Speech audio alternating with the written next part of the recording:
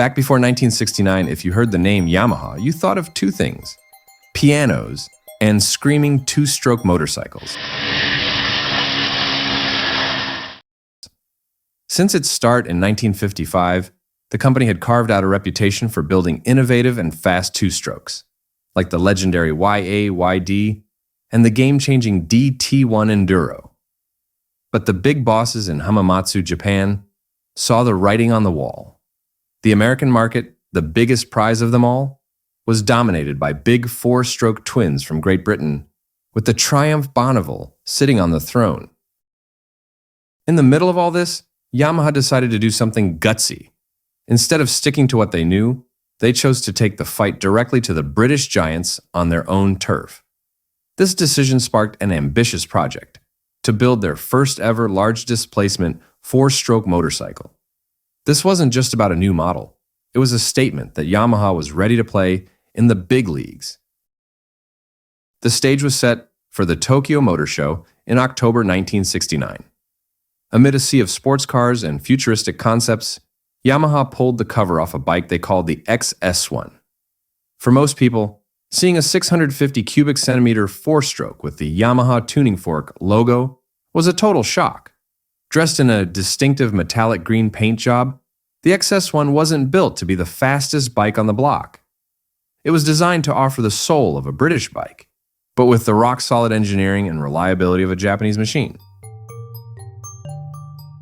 At the heart of the XS1 was a tough-as-nails 653 cubic centimeter SOHC parallel twin engine, pumping out a respectable 53 horsepower. But the origin story of this motor is shrouded in mystery, with two competing tales.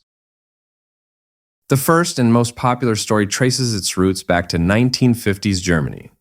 The legend goes that the design started with the Horex Imperator 500cc, a bike with an engine far ahead of its time. After Horex went out of business, a Japanese company named Hosk supposedly licensed the design. Hosk was then bought by Showa, which was eventually snapped up by Yamaha in 1960. Through this chain of corporate handoffs, Yamaha inherited the basic engine design. But there's another conflicting story that comes from inside Yamaha itself. This version claims the XS650 engine was a purely in-house project inspired by Yamaha's collaboration with Toyota on the legendary 2000 GT sports car. There's some tech to back this up. The XS650's 75mm piston diameter is an exact match for the 2000 GTs. The valve train technology was also said to be borrowed directly from the car project. Regardless of where it came from, Yamaha perfected it. They paired the engine with a frame inspired by the Triumph Bonneville, but with one crucial advantage.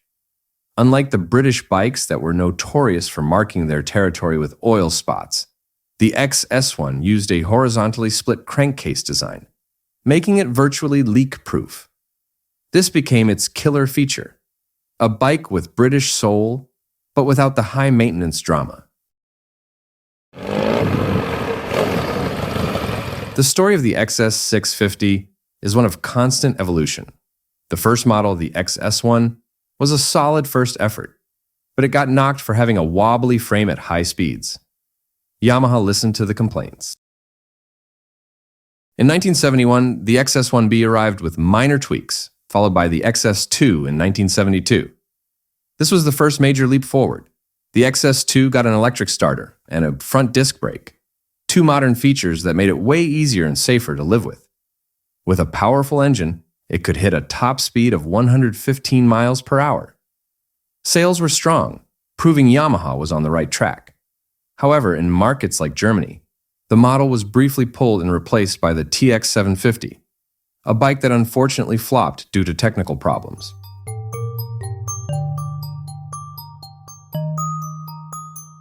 The real turning point came in 1975. To fix the handling issues for good, Yamaha did the unthinkable. They hired Percy Tate, a legendary racer and the head test rider for their main rival, Triumph. Using his deep knowledge, Tate helped Yamaha completely redesign the XS650's frame. The result was the XS650B, a bike with a much stiffer and more stable chassis.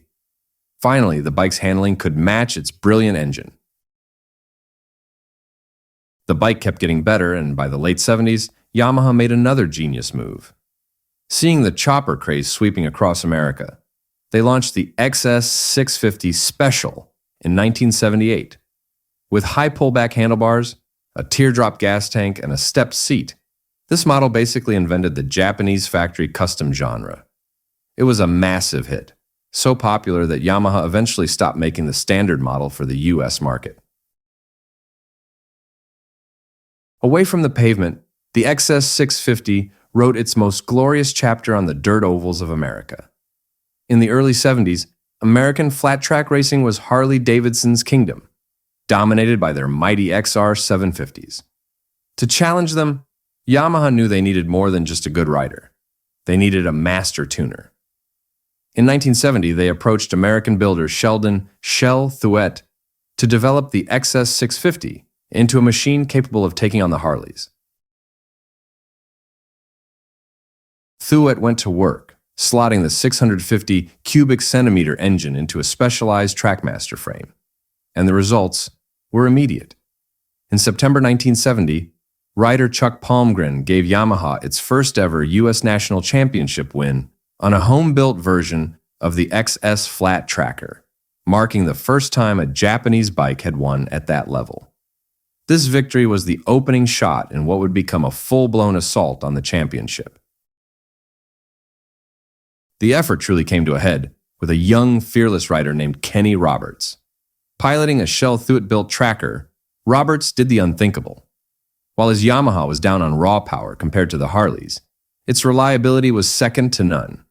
Roberts, with his aggressive, all-out style, rode the bike to its absolute limit and won the AMA Grand National Championship in 1973, then did it again in 1974.